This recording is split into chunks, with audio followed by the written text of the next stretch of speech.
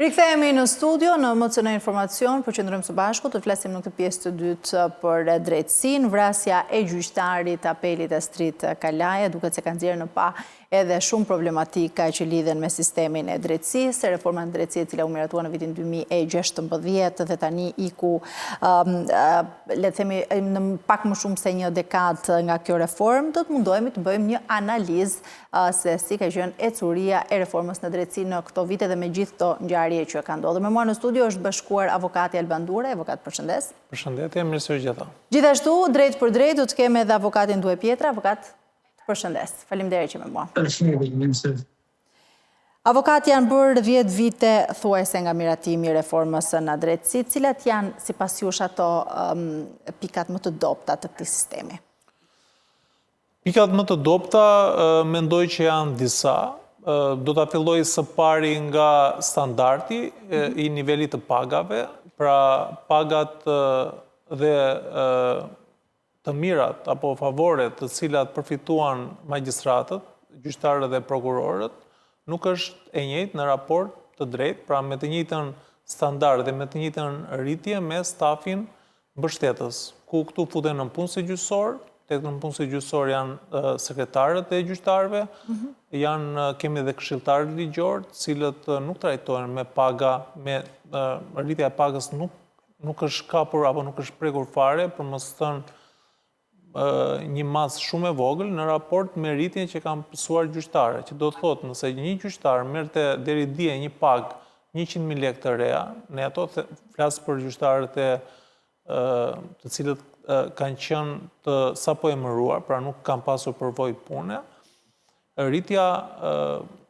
tani shkon në gati 300.000 lekë apo 3 milion lekë të vjetra. Pra kemi një rritje 3 fish të pagës së tyre, ndërkohë që sekretarët kanë një rritje shumë më të vogël. Pra të njëjtin standard duhet që të ishte edhe me nënpunësi gjyqësor, sekretarë gjyqësor, ftuesit e gjykatave, të cilët janë shumë të rëndësishëm, pra ftuesit për gjithë teleshikuesit janë ata të cilët bëjnë njoftimin e kërkesë padijeve, e seancave gjyqësore, dhe në momentin që ne nuk kemi njoftimin për një çështje gjyqësore, kjo do të na bëjë që ne të na dështoj seanca gjyqësore dhe këta ftuesët e gjykatave nuk kanë mundësi as për naftë, pra paguajnë për zakonisht janë me motor, apo që naftën e paguajnë nga xhepi, ose mund të jenë me biçikleta për të bërë njoftimin, pagesa me telefonin, sepse me ndryshimet që ka pasur Kodit Procedurës Civile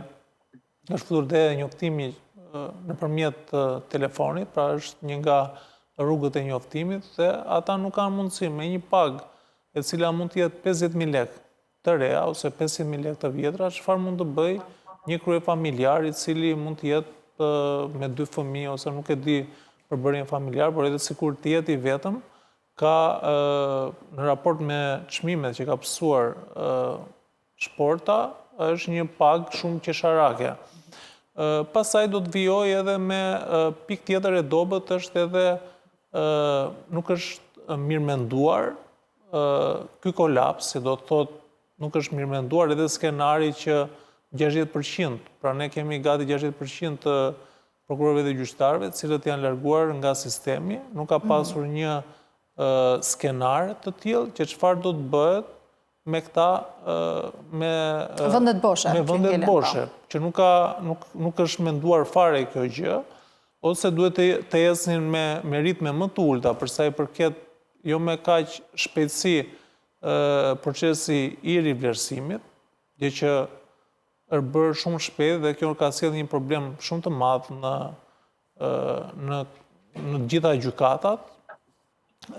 Tjetër problematik përveç kësaj është edhe nuk është mirëmenduar, pra reforma nuk ka sjell një standard apo nuk ka krijuar një skem të tillë që pushteti gjyqësor të kishte një përqindje në vleftë, që do të thotë përqindje në raport me buxhetin e shtetit të përcaktuar. Pra ta kishim të përcaktuar ose në kushtetutën tonë, ose në ligjin e posaçëm, pra për organizimin e pushtetit gjyqësor, që 10% e buxhetit shtetit të ishte destinuar për sistemin gjyqësor, siç e kemi për forcat e armatosura, ku kemi 2% për shkak se jemi pjesë e NATO-s, ne kemi të destinuar për ushtrinë. Pra mendoj, vendosja e kësaj kufiri minimal do të jepte mundësinë pushteti gjyqësor që të kishte të ardhura më të mëdhaja dhe kjo do të bënte të mundur që mos të ishte e varur nga kuvendi, sepse ne tani jemi të varur teorikisht nga kuvendi, po që i bie nga mazhoranca dhe për çdo nisëm apo kërkesë të KLG-s apo të Këshillit Lart të Prokurorisë lidhur me pagat e nëpunësve gjyqësor apo këshilltarëve ligjor, pagat cilat do të bënin të mundur kompjuterizimin apo gjithë sistemi infrastrukturor të këtyre institucioneve, do të kërkojnë gjithmonë në kuvend. Por interesi i legislativit teorikisht, por faktikisht i ekzekutivit është që mos të ketë një pushtet gjyqësor të pavarur dhe të pakontrollueshëm. Dhe kjo është në diskursin e përhershëm edhe publik të kryeministrit Rama lidhur me gjyqësorin dhe prokurorinë, ku ka filluar dhe sulmon magjistratët, prokurorët apo dhe gjyqtarët lidhur me vendimarrjet e tyre. Dhe kjo është shumë e rrezikshme lidhur me pavarësinë e pushtetit gjyqësor. To janë ato problematikat, besoj që mundet të ishin menduar, por me sa duket ka qenë një reformë e cila nuk ka qenë e mirë menduar. Do ta shtjellojmë edhe në vijim avokat, se kemi minuta në dispozicion për ta diskutuar edhe gjitha problematikat që asen. Avokat, ndue sipas jush, cilat janë këto pikat më të dobta që ka krijuar ky sistem, kjo reformë drejtësi? Atëherë ne çuditërisht kemi marrë pjesë gjithmonë në denoncimet e her pas hershme të gjyqtarëve, prokurorëve, të anëtarëve të KLG-s, të anëtarëve të KLP-s, kanë shkuar aty pa shkolla, pa vërtetime, pa dokumenta dhe ata në momentin që shkojnë dhe marrin një post në KLG, ata bëhen pilot të vdekjet në kuptimin e fjalës për sa i përket mosmarrjes masa për gjyqtarët. Tani, ne kemi shumë raste të cilat i kemi denoncu, i kemi thënë edhe KLG-s, edhe KLP-s, sepse të dyja janë institucionet të cilat ndërthuren për të dhënë një drejtësi, po themi jo perfekte, se s'ekziston askund, por një drejtësi e cila mendimin tim mund të realizohej. Por ne i kemi thënë që në momentin e parë, sot gjyqtarët nuk quhen gjyqtarë, quhen kolonela, quhen generalë, quhen qoftë gjyqtarë, qoftë prokuror. S'do me ditë fare se ekziston kush pra palë një proces.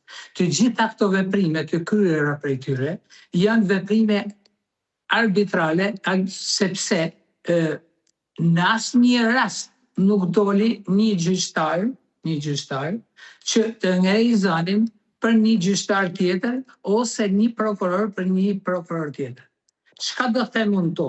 Që sot gjyqtarët në GPO janë vetëm thjesht pra noter të vendimmarrjes të prokurorëve të SPAK-ut. Pse e themi këtë?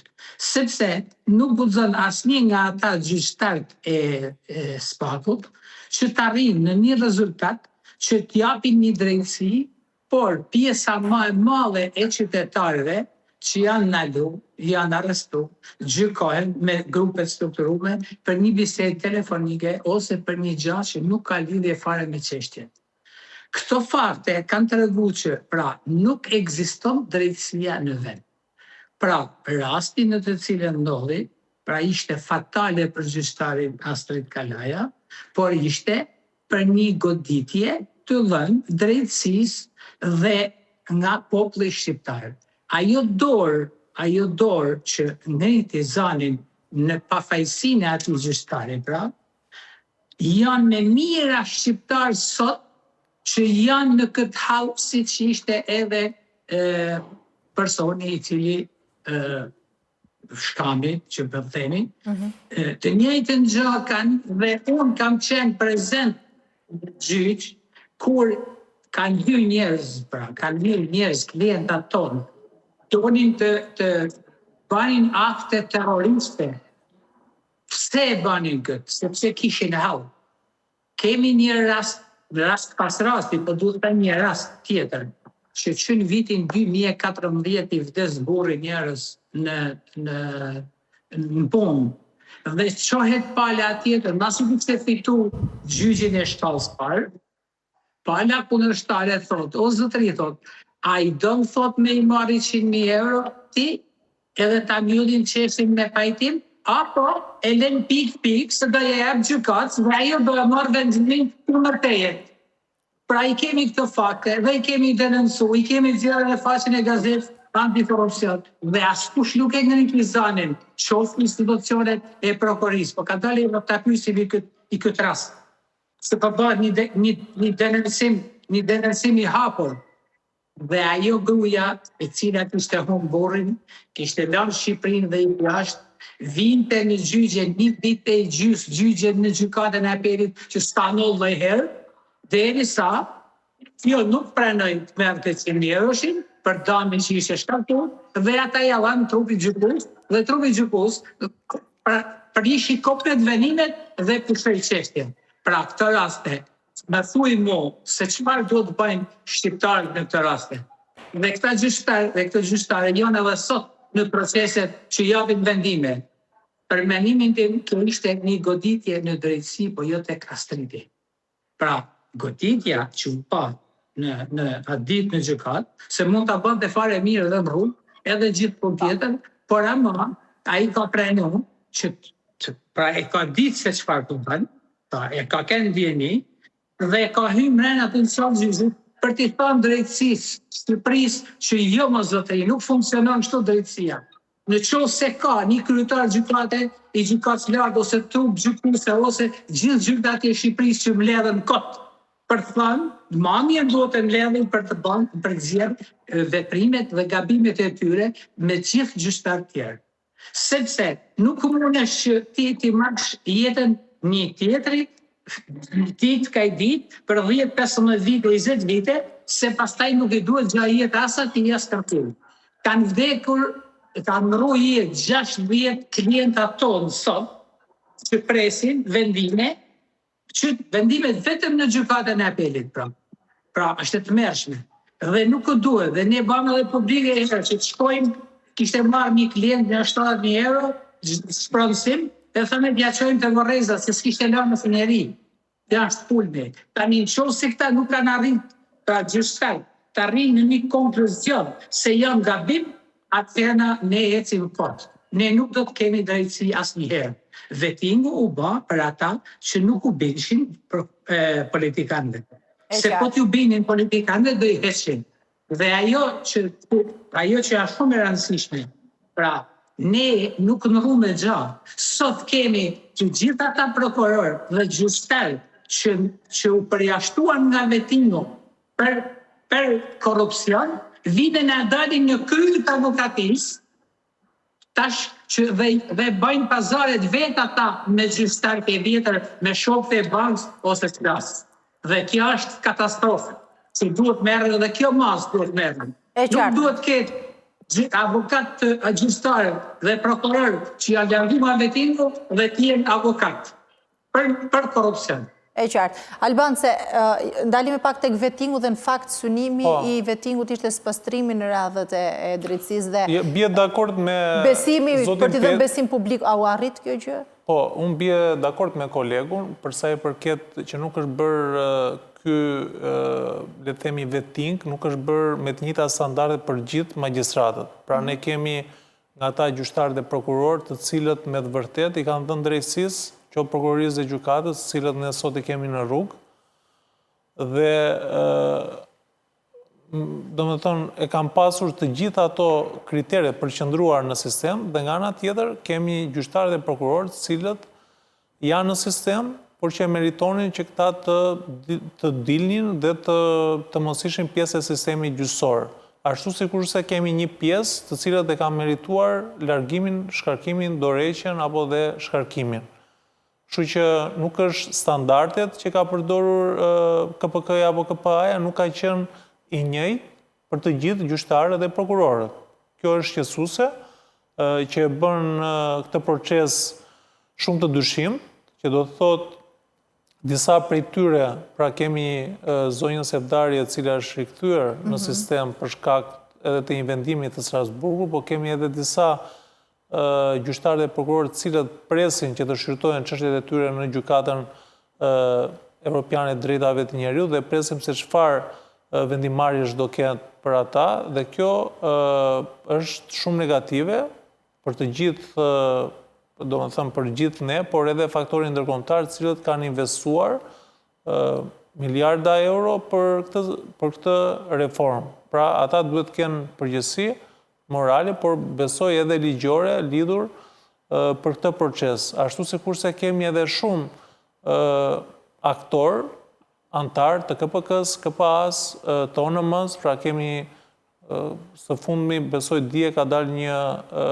video nga zoti Langozi lidhur me një antar të ONM-s, i cili ishte me përtyesën e vet në një lidhje intime dhe kjo tregon shumë që ky sistem ka qenë një sistem vettingu i cili duhet ripar për të gjithë të largime që janë bërë. Madje edhe vetë antarët që kanë qenë në këto struktura, kanë qenë antarët cilët nuk i kanë plotësuar kritere për të zgjedhur për të qenë pjesë të trupave të këtyre gjykatësve. Ne kemi pritur këtë reformë, kemi pritur, pra unë kam qenë dhe jam një nga ata që mendoj që kjo reformë duhet bërë, sepse kemi pasur vërtet gjyqtarë ose prokurorë të cilët kanë shkelur ligjin, të cilët kanë dhënë vendime të padrejta në interes, jo në interes qytetarëve, pra në respekt të ligjit, dhe mendoj që ata duheshin larguar, por kur shikojmë mënyrën se si është zhvilluar ky proces dhe kush ka qenë pjesë, aktor kryesor, cilët kanë qenë pjesë e kësaj reforme, vlerësimi tregon që nuk ka pasur standardet ashtu sikurse janë të përcaktuar edhe në ligjin e posaçëm për rivlerësimin e magjistratëve. Tani ky proces avokat ka spastruar, pra ka gjyqtarë dhe prokurorë cilët kanë dalë nga sistemi i drejtësisë, por sa e ka përçuar kjo edhe ka forcuar besimin tek publiku? Kjo është ajo që unë do të sillja në vëmendje që kemi një sër prej tyre që kanë kaluar atë vettingun dhe ata jo ndjen zotër, sepse ata duhet të jenë pavarur në punën që bëjnë, por me vendimet që ndërmarrin janë vendimet të cilat bien ndesh me ligjin. Pra kjo është ajo që çalon dhe që kolegu e solli në vëmendje që kemi një KLG ose një këshill lart prokurorisë edhe një inspektorat lart drejtësisë i cili nuk funksionon, sepse këta tani e kanë kaluar vettingun që ka presupozoj që të kishte filtra apo standarde më të larta, ndërkohë që kemi antarë aty të cilët nuk e ngren zërin, nuk kërkon të drejtat apo nuk bëjnë një kontroll lidhur me ankesat që kanë qytetarët. Tu duhet të sjellë në vëmendje inspektoratin e lartë të drejtësisë, i cili është institucioni që duhet të kontrollojë. Tashmë ka ikur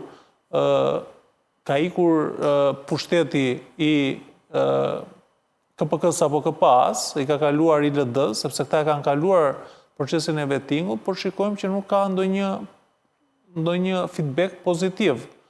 Ashtu sikurse nuk ka një feedback pozitiv edhe nga KLG-ja dhe KLP-ja. Pra, ata janë thjesht antar, nuk dua t'i përgjigjsoj sepse ka dhe personalitete, por që po nuk ishe dakord, domethënë me vijën e qeverisë apo të ekzekutivit, nuk mund të jesh pjesë e atyre strukturave. Këto duhet jenë institucione të cilat jenë në respekt të ligjit, në respekt të qytetarëve, të bëjnë punën e tyre, ta ngrenë zërin, pra edhe kur del kryeministri dhe thotë që filan magjistrat, gjyqtar apo prokuror ka dhënë një matë sigurimi, pa dje, këtu kam në konsiderat vendimin e gjykatës administrative, ku kishim një sër gjyqtarësh që në gjykimin tim janë korrekt dhe të drejtë, të administrative të shkallës parë për të cilat unë kam pasur procese, dhe nuk mund të dali kryeministri në një vend ku ndarja e pushteteve është një nga parimet kryesore që ne kemi në kushtetut, por edhe parimi check and balance, të dalim me mbiemër të nxjerrë foton e gjyqtarit dhe të anatemoj. Pra, ku është roli KLG-s këtu?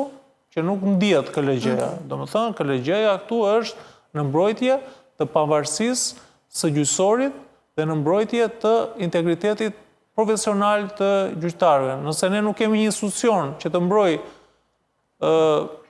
gjyqtarët ose prokurorët kur ata cënohen me pa të drejtë, sepse kur ka raste, por edhe nëse ka raste të tilla, kryeministri duhet i drejtohet i Pra të bëjë dhe monitorimin dhe gjykimin, por edhe mbrojtjen e gjyqtarëve. Por edhe duhet të ngrijë zërin. Çfarë do presim ne?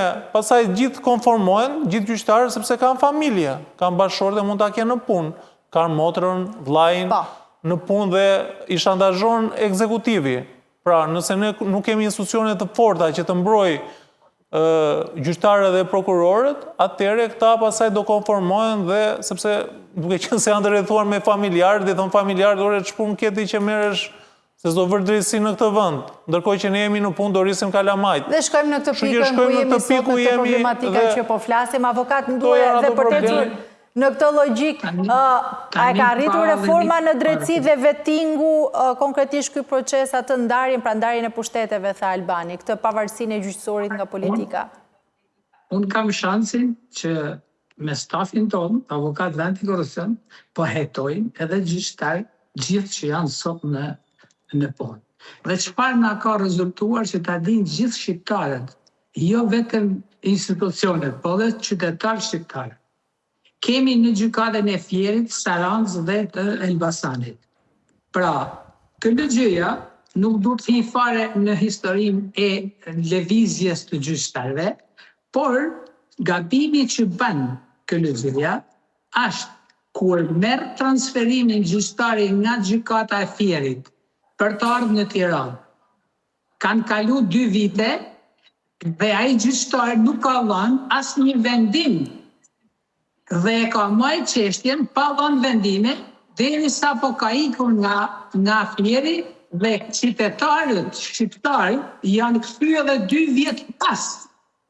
Dhe ky gabim ne ja kemi kërkuar KLG-s, i kemi thënë jo, çështjet që kanë gjyqtarët duhet i marrojnë atje.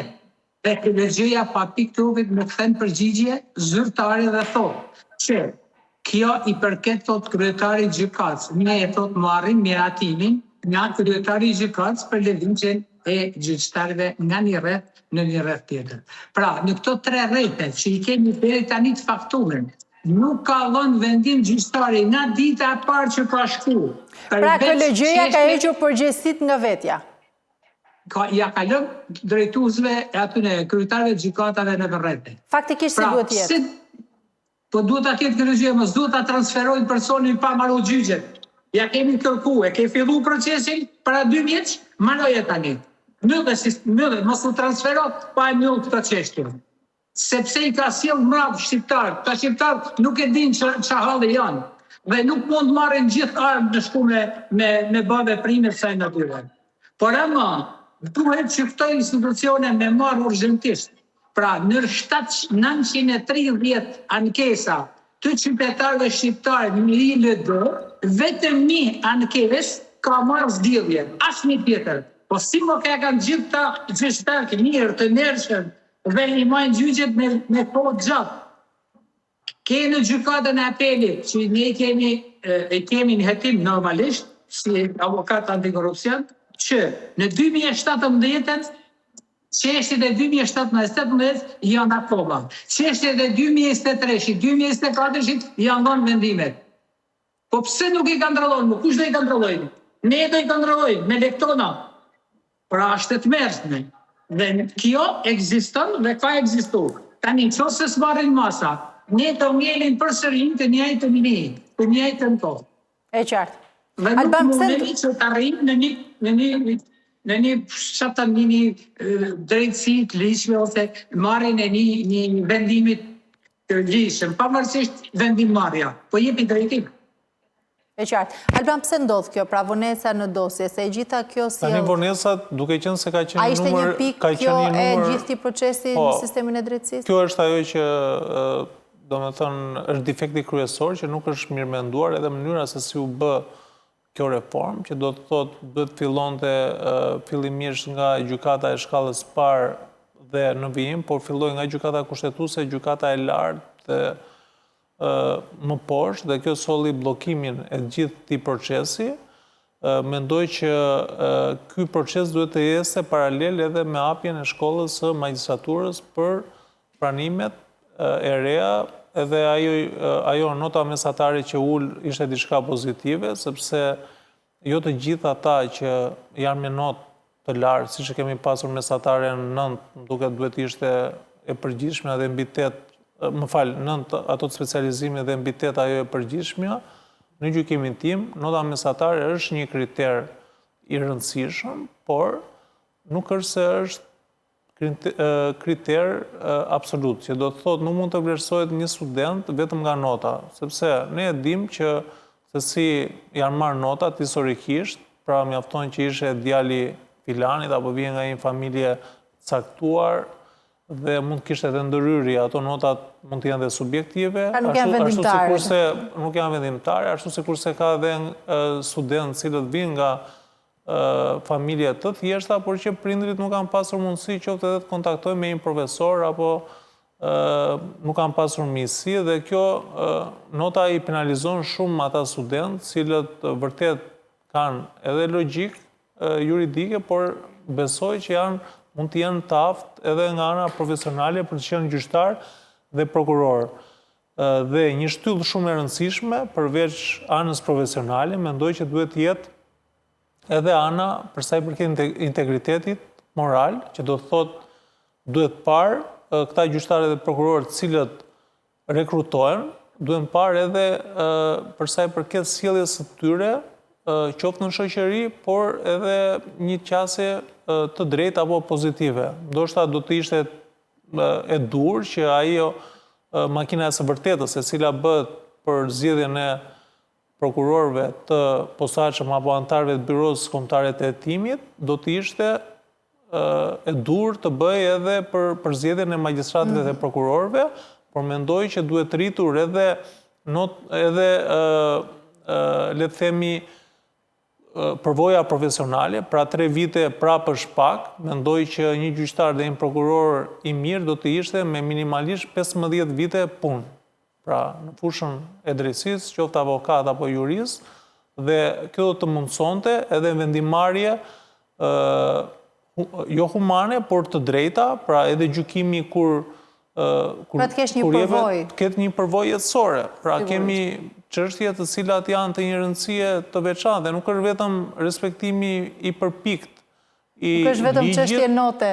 Çështje note, pra nuk duhet të jemi njerëzor mbi të gjitha, pastaj të jemi profesionistë. Kjo mendoj që vlen për gjithë ato rekrutime të reja, të cilat duhet bëjt diferencën me shumë gjyqtarë dhe prokurorë që kemi pas më para. Pra jo sjellja represive, arrogante, jo e drejtë me qytetarit, sepse edhe qytetarët e kuptojnë kur kanë gabim, por jo ti veshësh akuzat pa qëna, si tha kolegu që kemi raste që kemi të pafajshëm të cilët janë dënuar për çështje të cilat ata nuk i kanë kryer, vepra penale, apo çështje të tjera civile apo dhe administrative. Kështu që gjyqtarët dhe prokurorët duhet të ngrihen mbi veten dhe të gjykojnë në mënyrë të paanshme dhe të padrejtë dhe të drejtë palët në një proces gjyqësor. E qartë. Mirë, ne do të kemi një hapësirë shumë shkurtër publicitare, avokat Nduaj mos u largo të lutem, do të rikthehemi vetëm pas pak.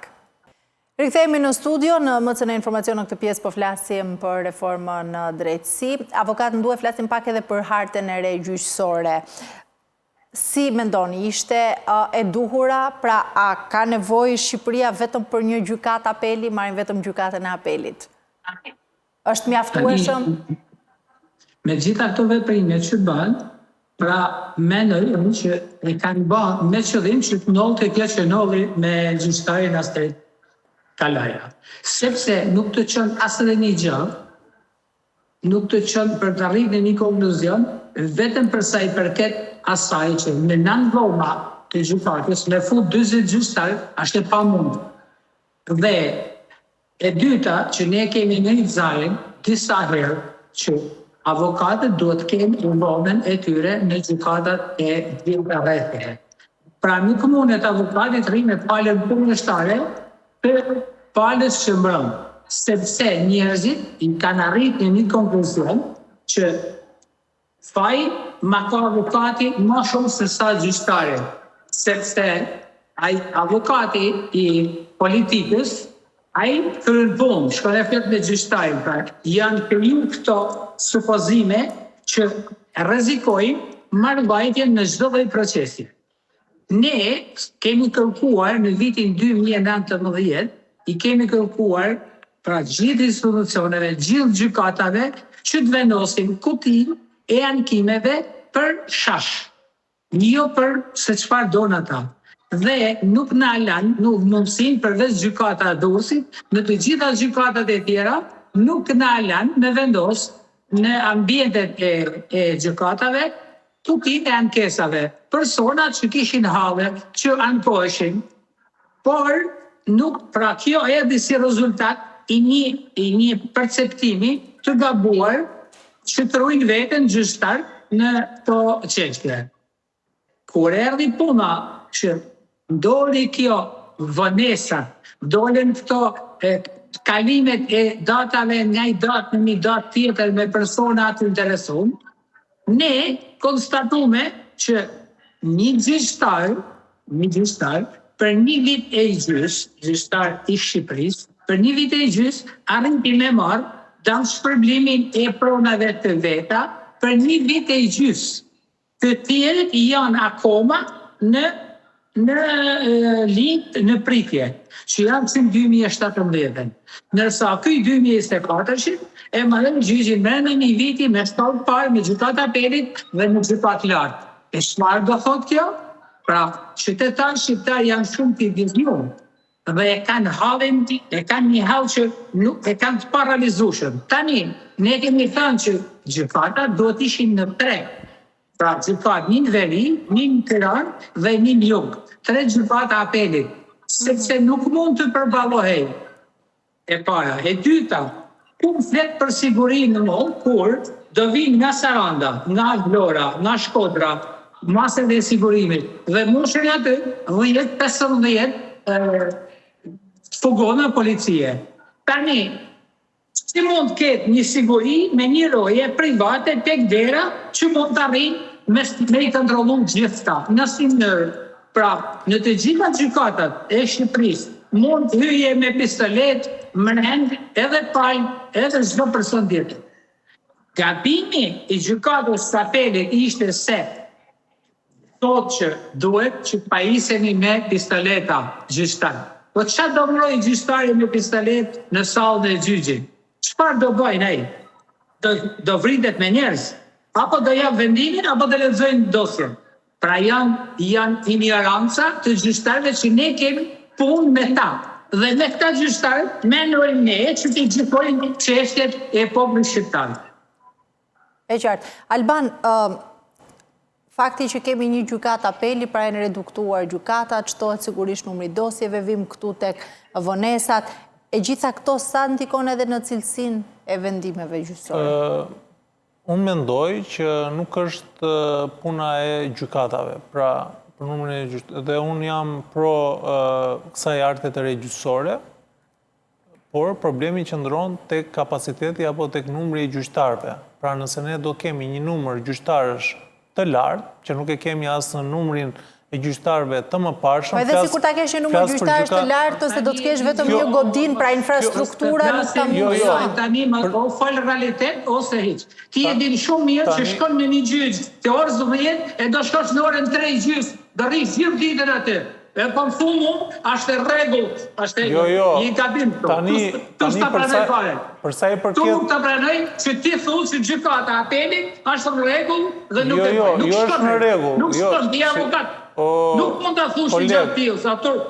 Po jo zotri, po aty avokat ta mbaroj mendimin, dhe ta kuptojmë se cila ishte logjika. Nuk ka çfarë argument. Nuk ka shtë argumente. Tani unë mirë keq, ndoshta i kemi mendime të ndryshme, po duhet ta respektojmë mendimin e njëri tjetrit. Tani unë nuk thash që jam dakord. Falë sa dush, po të vizhojnë tjerë, da shtorë dhe i thonë kuj, gjykata e pelit të mbrejnë. Nuk e gjykon ti mendimin tim.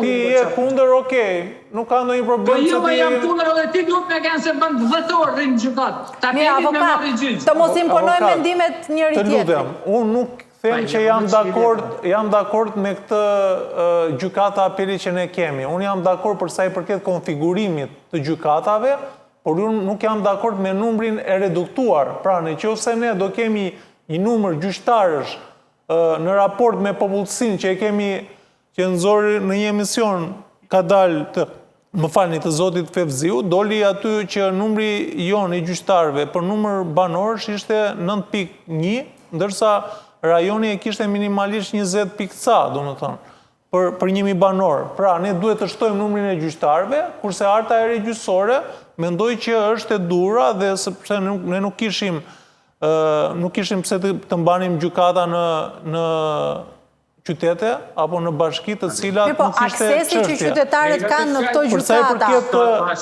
Për sa i përket edhe numrit të banorëve që ne kemi, sipërfaqes të banorëve. Pra, janë marrë, KLG-ja kur ka marrë ndërmarrjen, pra për artën e regjysore, ka studiuar një sër vendesh. Dhe pjesa më e madhe, jo pjesa më e madhe, po thuajse gjitha vendet e Bashkimit Evropian, por edhe vendet e rajonit, kanë këtë strukturë, pra siç e kemi ne.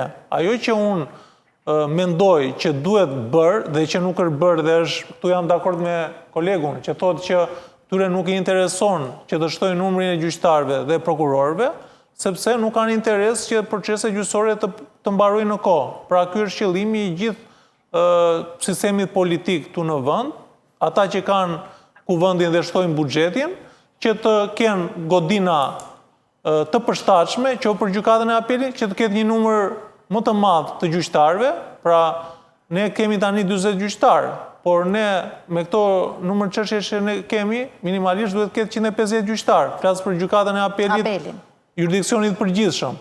Kemi një gjykatë apeli administrative që nuk ka funksionuar asnjëherë. Tashmë është bërë për shkak të artës së re, kalimit shortimit të dosjeve, ikjes së një sër gjyqtarëve që kanë ikur nga sistemi, tani është bërë dhe gjykatë e shkallës parë administrative. Ne më para i mbarojmë çështjet për 3 muaj, tashmë kemi 2 vite nuk mbarojmë dot një çështje në gjykatën administrative. Po si ndikon kjo mungesa burimeve njerëzore? Po këtu është e gjithë sekreti që qeveria nuk jep fonde, nuk jep për gjykata dhe prokurorit. Pra nuk ka buxhet mjaftueshëm. Nuk ka buxhet mjaftueshme. Kemi pasur zonjën Llagami, e cila e ka thënë disa herë në komisionin e ligjeve, apo komisionin, u bë një komision që e drejtonte zoti Xhafa për antikorrupsionin. Po, dhe ajo tha që ne nuk kemi, se i kërkuan llogari, tha nuk është bërë asgjë për sa i përket infrastrukturës. Ajo i tha që ne kemi kaq kohë që ju kemi kërkuar dhe s'kemi buxhet, nuk kemi me çfarë t'i bëjmë.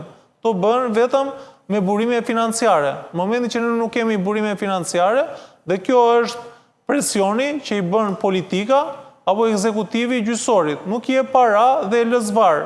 Kjo është e gjithë e gjithë pengesa kryesore. Nëse këta do kishin mundësi, do hapnin vende për gjyqtarë dhe prokurorë, edhe shkolla e magjistraturës, që është një shkollë e komanduar, pra një shkollë që është në shërbim të ekzekutivit, edhe mënyra e rekrutimit të gjyqtarëve dhe prokurorëve do parë, sepse edhe ajo është e dyshimt, këtu është problemi i gjithë. Pra është mungesa e burimeve njerëzore. E burimeve njerëzore dhe... Avokat ndue, a ka mjaftueshëm buxhet për të funksionuar normalisht, pra si ndikon mungesa e burimeve njerëzore? Po nuk ka lidhje burimet njerëzore me atë që po themi për dhënien e drejtësisë. Ti jepi sa dush lek aty në hapi llova, sa dush nuk ka. Ne jemi këto, se në gjykatën e apelit nuk mundesh me pas 1000 gjyqtarë, nuk e lloma për dhënë për zhvillu çështje. Pra e ketë pa mundur të bash çdo veprim. Ky ishte një hap i gabuar i gjykatës i KLG-s në bashkëpunim me qeverinë. Se nuk mundej në asnjë mënyrë që të rregulloheshin të gjithë gjyqtarët e Shqipërisë në një godin, që një godin të tillë, një kontrabandist droge e ka shpinë më të madhe se ajo. Pra ne nuk mund të themi që këtu jepet drejtësi, nuk jepet kurrë. Tani ka edhe gjë tjetër që është shumë e rëndësishme që për sa i përket vendimarrjes, nuk ka shtankimu askush në Shqipëri për vendimet që ka dhënë gjykatari ose gjykata. Por ka dhënë për vonesat, është tjetër gjë ajo, sepse gjithmonë ky vendimi i dhënë me vonesë ka e rritu palët. Dhe në këtë rast, pra, këllëgjëja nuk mund thonë që unë kërkova fonde. Por ama, kur pa menu e ju që do vinte në gjykatën e apelit të vetme, duhet kishte marrë gjitha masat e infrastrukturës, ose mos t'ja kishte pranu qeverisë një fakt të tillë, vetëm atëherë kur do të rregulonte standardet, llogat, sallat e gjitha. Mirë, avokat, nuk ka lidhje me burimet njerëzore, nuk ka lidhje me gjykatat, pse nuk funksionojnë? Pra, çfarë ndikon në mos funksionimin të KLG-s, të ILD-s? Po. Ne kemi një drejtor të shkollës të magjistraturës, pra, nuk po them në gjuhën popullore, po me teori marksiste leniniste. Dhe nuk ka pas asnjëherë mundësi që një student me 3 vite punë të bëhet gjyqtar për të dhënë vendime. Kjo është kulmi, nuk mundet në botë. Dhe nëse mani mend para 2 vitesh, është bashkë me madhe, sepse çfarë banta? Unë në pragull me 2 vite vjetërsi në punë, për hatër të njanit atë mikut atjetër. Nuk ka nevojë që të diskutojmë më thellë. Por ama nuk punesh më dhe që do bëjnë ai që ka dalë nga banka dhe shkollës, ka stravec ka dalë. Për jepi qatë dush nota, ai ka stravec do mesin edhe në magjistraturë. E do rritë duke pyet, gjyqtarët e vjetër, si e ke dhënë këtë vendim dhe si do ta japun. Pra nuk e ka aftësi.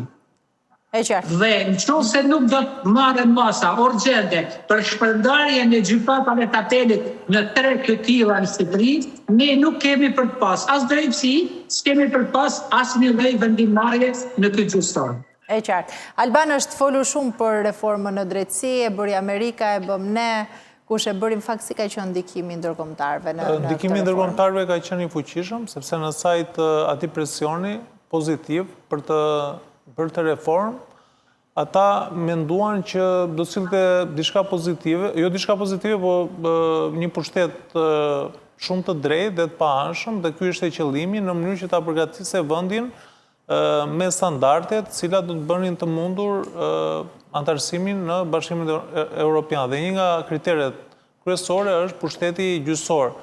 Por, ashtu sikur se ka thënë dhe ish ambasadori Donald Lu, në momentin që do votojë kjo reformë drejtësi, ai tha që pas disa dështimeve të seancave, ai tha që vetëm tu në Shqipëri nuk e kuptoj dot, sepse në darkë më thonë gjithë që do ta votojmë reformën, dhe në mëngjes dështon për një arsye ose një tjetër. Pra, ne kishim një sër zvarritjesh për 3 vite, pra që kur ka ardhur zoti Rama në pushtet, pra ai bënte takime saqë arriti që të shkonte edhe në grupet parlamentare dhe më në fund u votua kjo reformë. Por mendoj që të gjitha palët nuk e kanë dashur të reformë gjyqësore dhe ndaj bën këto, le të themi, pengesa, duke futur edhe njerëz cilët ndoshta nuk e meritojnë, por janë të bindur të partive, të cilat kanë qenë parti parlamentare, apo janë parti në majorancë, në detyrat kyçe dhe kryesore, aty ku vërtet ka vendimarrje të rëndësishme për fatet e njerëzve,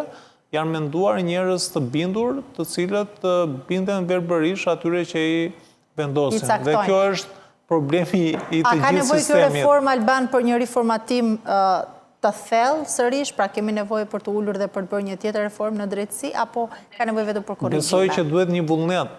Po ka nevojë për të patur një reformë tjetër, një reformë të re?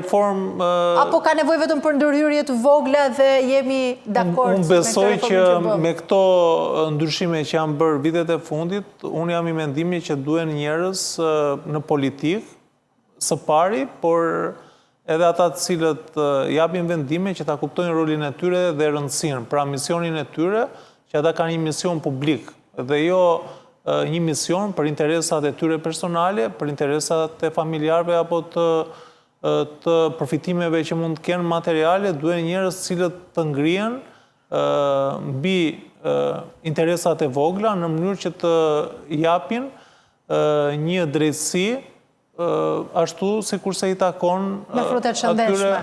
Po, edhe ata që janë në kuvend ta kuptojnë rolin e tyre, se ajo që kuptoj unë është që një pjesë e konsiderueshme e zyrtarëve apo këtyre të zgjedhurve nuk e kuptojnë misionin e tyre dhe janë peng, jo janë peng, po ndoshta ai pëlqen që të binden në mënyrë që të përfitojnë benefitet që mund të kenë nga detyrat që kanë. Kështu që mendoj që kjo ka të bëjë me zhvillimin e gjithë shoqërisë sonë sesa me reforma, sepse bëj reforma ne kemi eksperimentuar, kemi gati 34 vite që kemi bërë reforma në gjyqësor apo në fusha të tjera, ndryshon ministri, besoj që nuk është faj i ligjeve dhe i reformave, por mendoj që është diçka që duhet të visë natyrshëm. Avokat Ndue, a ka nevojë kjo reformë në drejtësi? A ka nevojë politikanët të ulen dhe të bëjnë një reformë tjetër në drejtësi të re? Mund të kemi vetëm korrigjime, ose cilat janë 3 masat urgjente që duhet merren për ta, në thonjë, zashëruar këtë reformë në drejtësi?